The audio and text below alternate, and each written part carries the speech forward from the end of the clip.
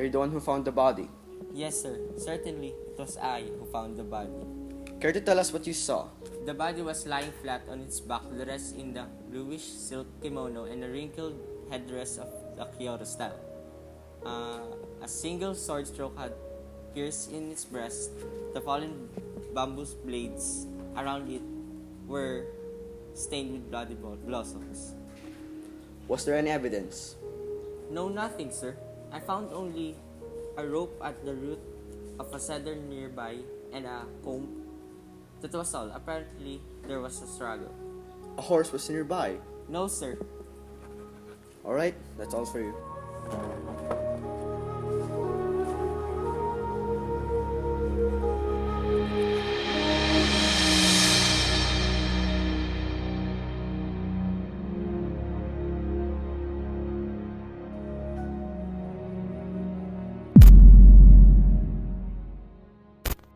When did you saw the incident? The time? Certainly. It was about noon yesterday, sir. The unfortunate man was on the road. He was walking with a woman accompanying him, who I have since learned that he is his wife. Did you see her face? A scarf hanging from her head hid her face from a view. All I saw was the color of her clothes. A lilac-colored suit, yes. Her horse was a sorrel with fine mane. Did any of them carry weapons? Well, the man was armed with a sword as well as bows and arrows. And I remember that he carried some 20-odd arrows in his quiver. Little did I expect that he would meet such fate. Truly, human life is an evanescent as the morning dew or the flash of lightning. My words are inadequate to express my sympathy for him. Who is the man that you arrested? He is a notorious brigand called Tajumaru. When I arrested him, he had fallen off his horse. He was grounding on the bridge at Awataguchi. Do you remember what he was wearing? He was wearing a dark blue silk kimono and a large plain sword. And he got a bow and arrow somewhere. Yes, I saw it. It looked familiar with Takehiko's bow and quiver. Then Tajumaru must be the murderer. The bow wound with leather strips, the black lacquered quiver, the 17 arrows with the hawk feathers. These were all in his possession, I believe. Did he have any horse? Sorely for specific. Yes, sir. The horse is, as you say, a sorrel with a fine mane. If this criminal murdered the man, this criminal had given a lot of grief to women. You cannot tell what he may have done with a man's wife. May it please your honor to look into this problem as well. I believe that the man who died was your son-in-law. Yes, sir. That corpse is the man who married my daughter. He was a samurai. His name was Kanazawa no Takehiko. Did he have any bad blood with other people? He was of a gentle disposition, so I'm sure he did nothing to provoke the anger of others. What's the name of your daughter? Her name is Masago, and her age is 19. She is a spirited, fun-loving girl, but I'm sure she has never known any man except Takehiko. She has a small, oval, dark-complected face with a mole on the corner of her left eye. Yesterday, Takehiko left for Osaka with my daughter. What bad luck it is that the things should have come to such a sad end. What has become to my daughter? I am resigned to giving up my son-in-law as lost, but the fate of my daughter worries me sick.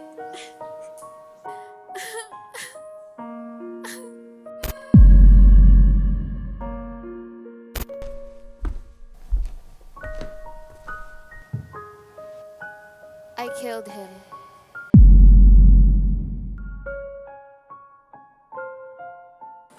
Why? How? How did this happen? That man in the blue silk kimono, after forcing me to yield to him, laughed mockingly as he looked at my bound husband. But no matter how hard he struggled in agony, the rope cut into him all the more tightly. In spite of myself, I ran stumbling toward his side. I don't know how to express my heart all at that time.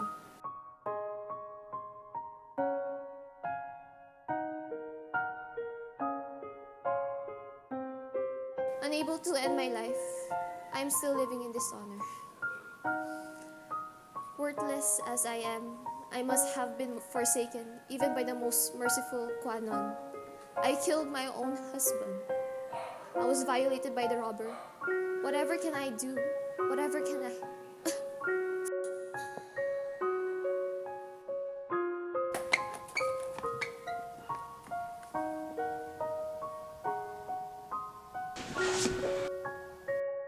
You better speak up, because some lady just confessed that she killed her husband.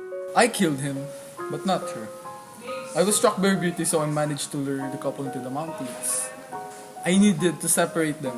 It was quite easy. I became their traveling companion. I told them there was an old mound in the mountain over there and that I had to dig it open and found many mirrors and swords.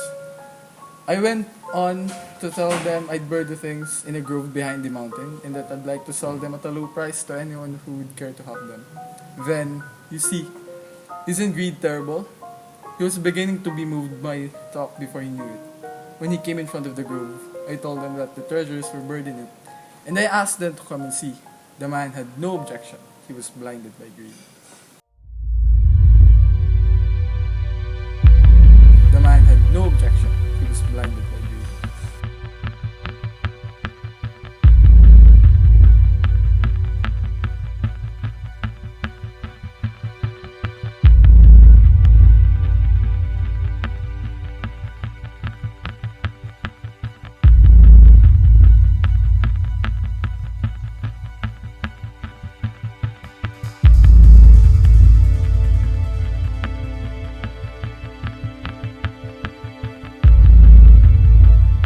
I had no wish to kill him.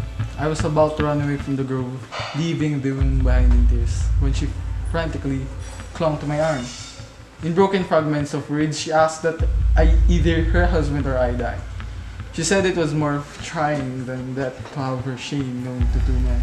She gasped out that she wanted to be the wife of whichever survived. Then a fierce desire to kill him seized me. I'll be the wife of the last man standing. Very well then.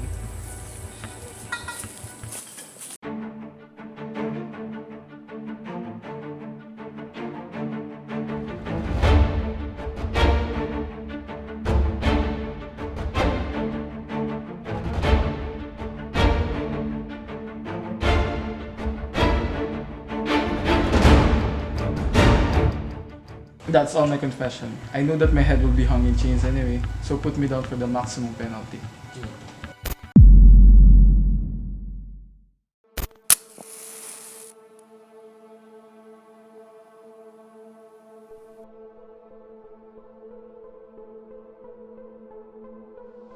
So you can help me in this investigation by contacting the spirits of the murdered man? Yes, I shall begin.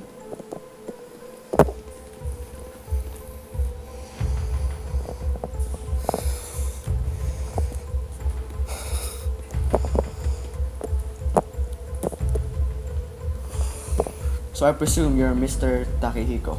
Yes, Can you please explain to me how exactly did you die?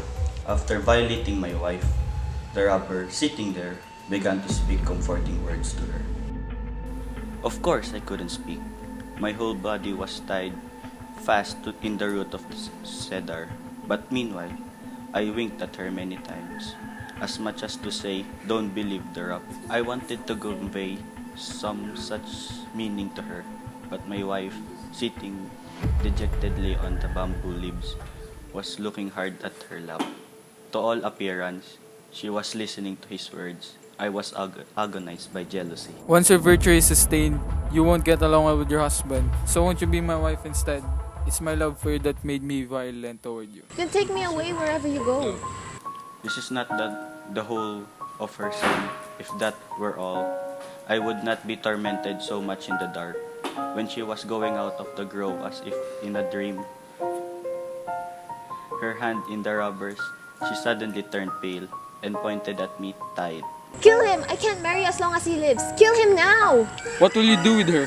Kill her or save her? You have only to nod. Kill her? For these words alone, I would like to pardon his crime. While I hesitated, she shrieked and ran into the depths of the grove.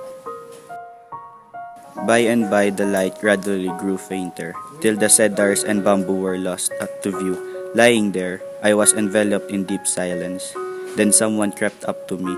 I tried to see who it was, but darkness had already been gathered around me. That someone drew the small sword softly out of my breast in its invisible hand.